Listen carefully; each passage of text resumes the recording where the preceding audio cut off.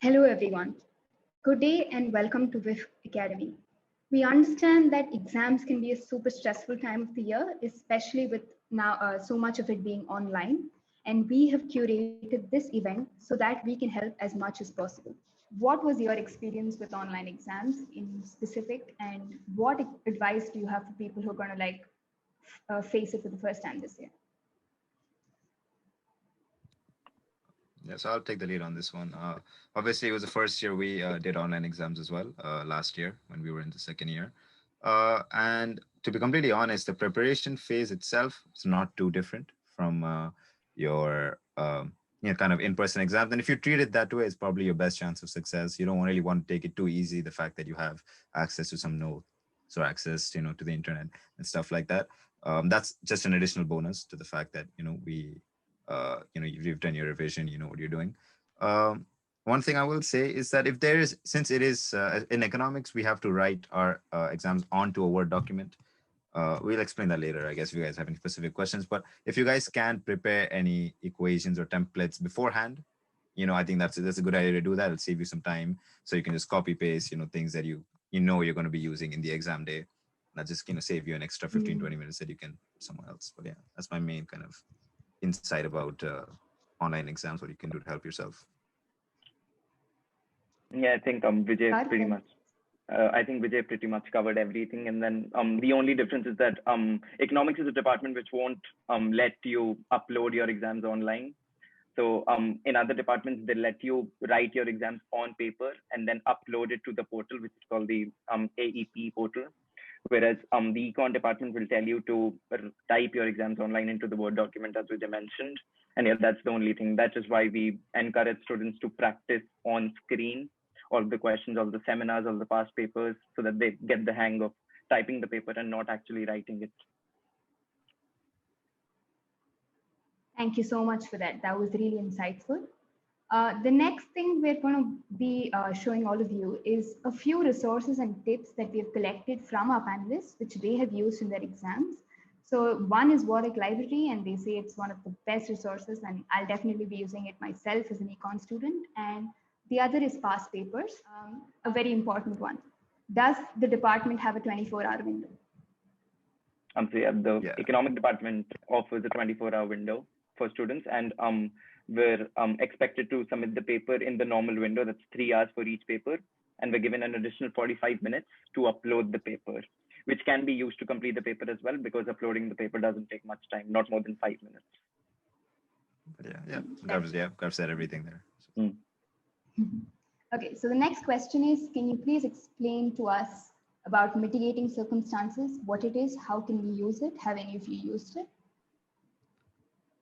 So yeah, sure. So mitigating circumstances, a lot of you will find that you will have to submit one. I think I personally didn't have to, but that's pure chance, pure luck. But especially when you're giving exams when I was back home in India, that's where I gave my online exams. The electricity might go off, something might happen.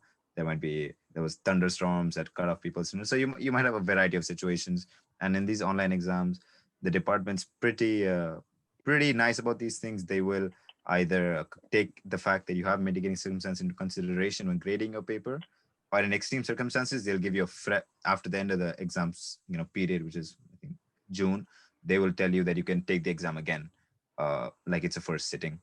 And what you have to do basically, there'll be a portal that the department will make you aware of, and you have to upload, your mitigating circumstance as soon as it's happened. So don't wait a day or two to think about what happened. As if you think you have had a mitigating circumstance, upload it. Worst case scenario, they'll email you back saying this is not enough. We need more information. Things like that. So it is definitely something that a lot of people have used. So don't be shy about using it either. If you think you genuinely have a circumstance, just upload a mitigating circumstance. That's great advice and very good to hear. So a lot of students are also worried about this one. So is the format of the questions, or the type of questions that's going to be asked, going to substantially change because all the past papers are sort of based on in-person exams? I know you briefly touched upon this, but is there anything else you'd like to add? So I think the format of the paper per se remains the same, even if you're giving it in an online format.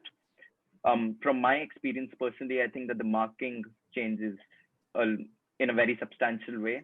The department expects you to go beyond the scope of the syllabus because they know that it's an open book exam, and they won't judge you on the statements that will provide on the basis of the resources that they've already provided you with.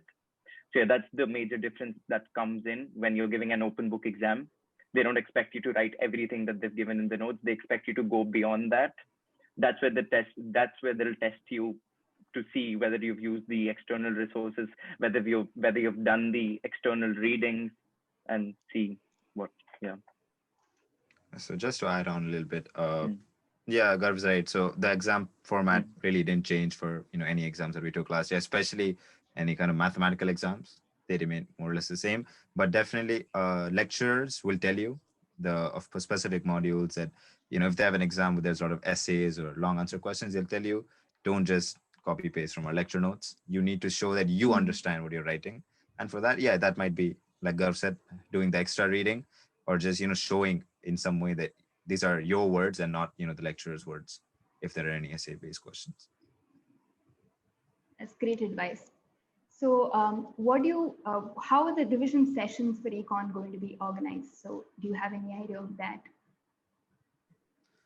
Yeah, so this again, so last year, I believe what it was I think we had a live session and some recorded videos. Again, it depends really on lecturers by themselves. So some lecturers might choose to upload some extra videos to help you out, showing how to solve particular exam papers. That's what they usually do. They'll take a random past paper and they'll just go through some of the questions that they think are useful, and they'll show you how to solve them, what's a good strategy.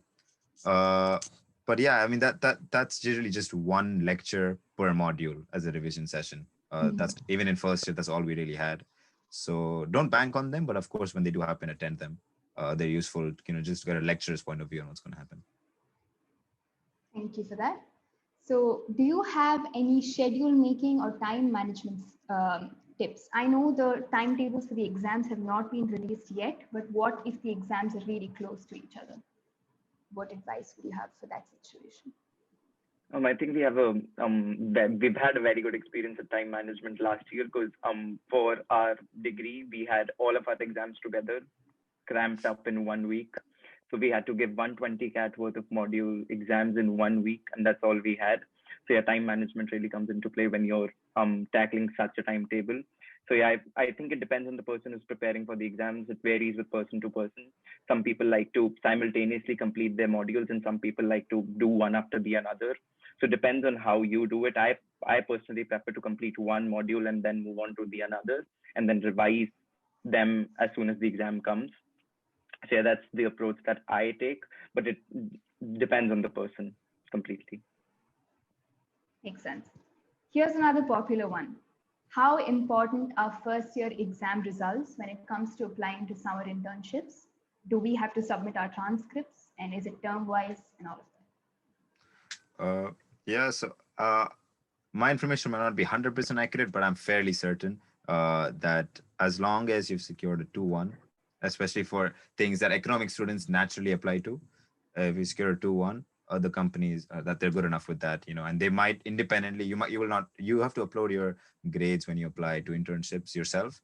And if you get through the later stages, I think the companies independently verify that with the university, but there's no way to know for sure. But yeah, it really it's not like somebody got 68% and somebody got 60%, and they're not going to choose a guy that's got 68 only because of that reason at all. So as long as you got 2-1 or above, you're in the clear when it comes to internships and stuff like that. Final question of this segment. Are there any modules that require us to prepare differently? So something special or something extra we need to do? I think Vijay would agree on this. Students should just really emphasize on the 30 CAT modules, because economics is a degree which will offer you with a lot of 30 CAT modules instead of the 15 CAT modules. So those are the core modules. In your first year, students will have macroeconomics, microeconomics, and the third module, which is split up into 12 CAT modules, which is called mathematical techniques, statistical techniques, and CDA. But leaving that apart, macroeconomics and microeconomics are modules which are 30 CAT, and they go on for both the terms, and they require constant attention and commitment throughout the terms. Because if some students take an approach of studying just before exams, and these are modules which cannot be completed just before the exams. if you don't study in your first term and you think that you'd be able to comprehend the information that's provided to you in your second term, that won't happen.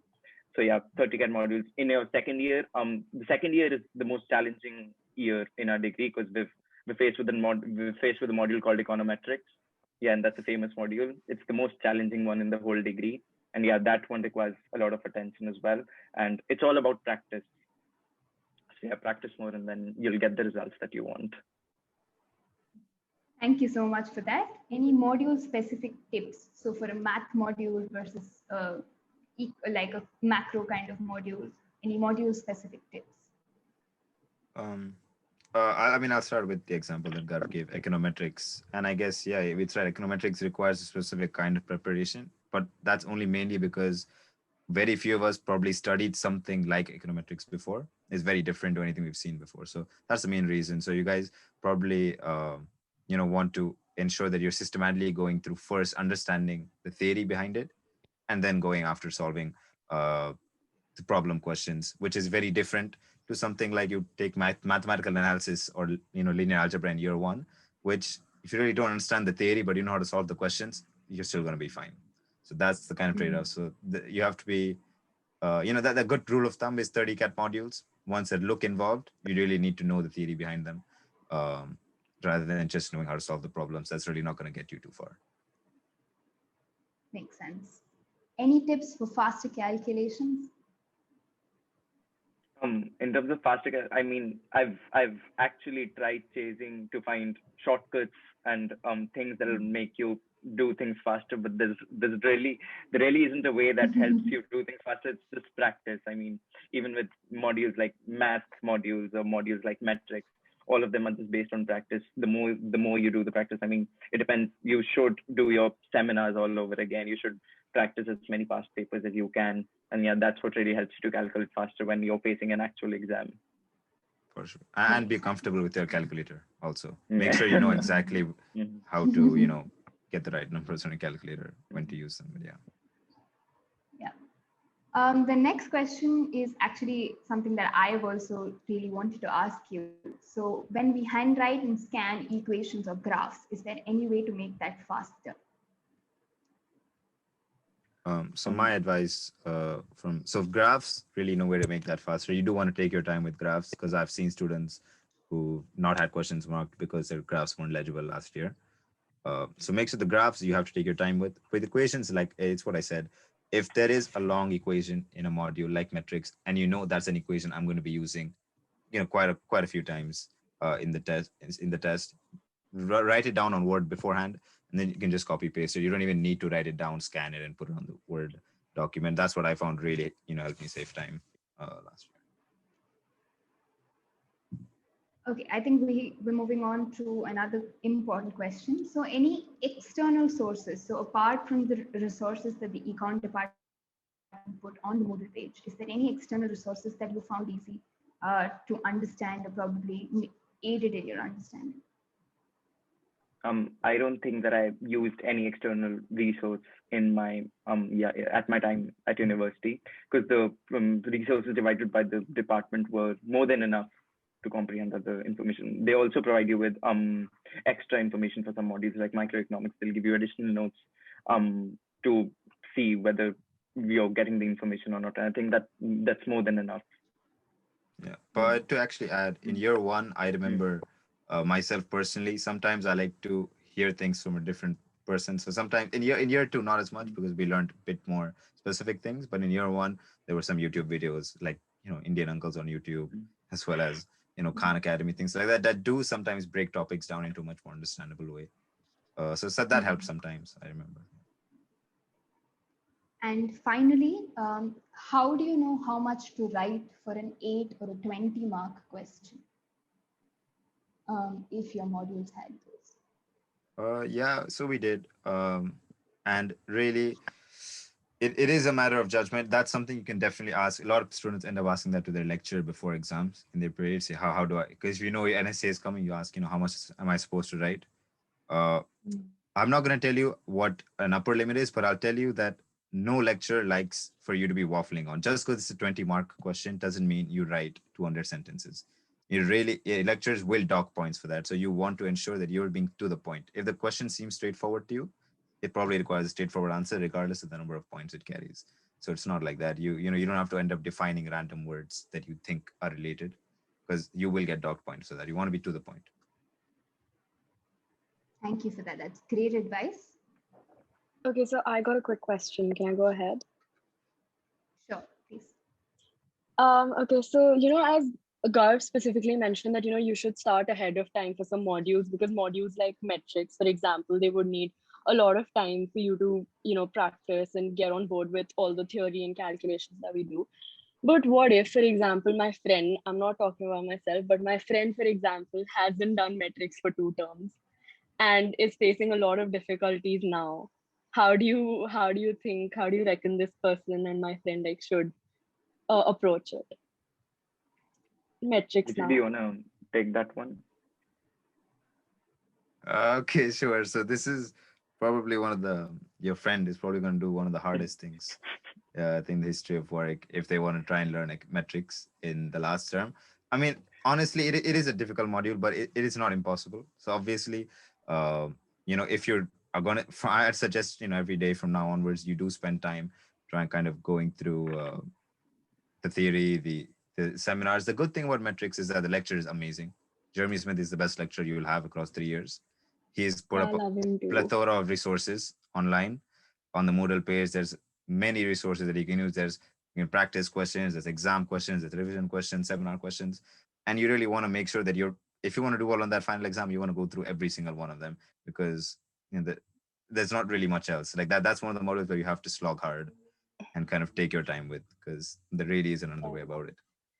Thanks. So for example, if my friend is facing some problems with the MCQ quizzes and questions and everything while going through all the week's work, do you think it'll be weird to ask my seminar tutor questions? Not at all, firstly. In fact, no, not at all. I mean, I know some seminars have a bit of attitude, so they might tell you, that, why didn't you bring this up before? But at the end of the day, they're all happy to help. And if not seminar tutors, you can ask somebody else's seminar tutor. Anyone who's teaching econometrics will help you. Really, your lecturer as well sometimes can, if you email them. The Moodle forum ends up being very useful. So if you're desperate about having to know what to do, anyone will help. Honestly, no one's going to say no. I think my friend is quite desperate about this, and this is really reassuring. Thank you so much. Fair enough. I just had a question about, as Vijay and Garv mentioned, that the econometrics module is probably one of the hardest modules in econ. So as a first year, is there anything we can do to make the transition easier to the module next year, or probably make it more easy to, when you enter and not be completely clueless about it? Thank you. Thank you for your question, Vedant. So I think the foundation of econometrics is based upon a module that's called statistical techniques that you'll be doing in your first year. So I suggest that you be very thorough with that module. If you grasp that module in a very good way, I think you'll be amazing at transitioning for metrics in your second year as well. And on top of that, Jeremy Smith, who's the lecturer, will upload a lot of videos involving a software called Stata. In your first year, he'll be providing you with videos of the software when you're doing a project called CDA. So I suggest that you watch as many of those videos as you can, because econometrics is based on that software. You'll be manually solving problems that the software solves. So yeah, if you familiarize with yourself with those videos and know what's going on, you'll have a better idea of what you're going to face in your second year. Thank you. Thank you so much. Thank you for that question. We have Hargun next with a question. Hi, I hope you guys are well. Thank you for taking the time today. I wanted to ask a question related to the EC133 module, the linear algebra module. So unlike other math modules like EC123 or 124, which has loads of practice, we've just been getting these assignments which are super tough. So do you have any advice on how to prepare for linear algebra? Yeah, so can I ask, is Nicholas Jackson still the lecturer? Yeah, he is. Okay, so that's good news for you guys, because the fact is that the exams don't change year on year. The exams for linear algebra and mathematical analysis are just basically the same questions with different numbers every year. So That's good once then.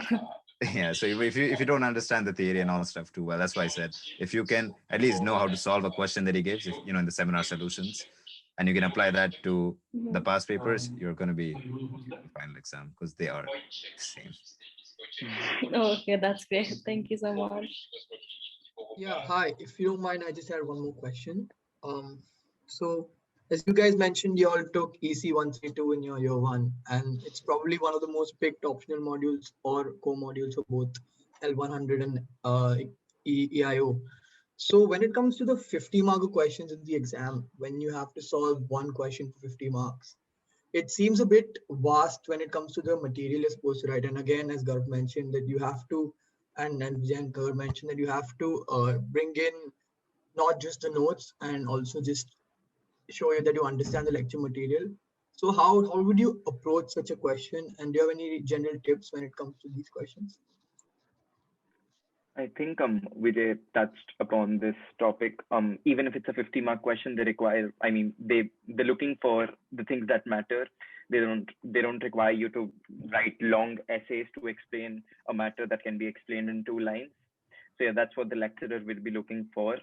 And so in this module, I think you'll get a question revolving around game theory, and then a different question that'll be revolving around an essay type of format. So the essay question basically comes around from the notes, and the game theory question will be very straightforward, and you won't have to write a lot. You'll basically just have to solve the question, and that's pretty straightforward. In terms of the essay question, it's just, yeah, be precise and to the point. Okay, thank you guys. Thank you so much. Thank you. Thank you so much. I just have a small question from my side. What is the relative weightage of like numericals and theory in like an exam like micro? I wish I could remember exactly, but I remember micro is mathematically involved, so you will have quite a few numericals in micro. Again, also if the lectures are the same, different, the type of questions might change, but you will have, I would like to say, more than 50% numericals and less than 50% in terms of, you know, writing theory, kind of explaining what you did, for sure. In fact, no, guaranteed. It'll be mostly numerical for micro. Macro might be slightly different, but micro for sure. Thank you so much for that. So that brings us to the end of the live Q&A session. Thank you to everyone who asked questions. Hope you found it useful. So a big thank you to everyone who came in today, and special thanks to Vijay and Garv for giving us their time.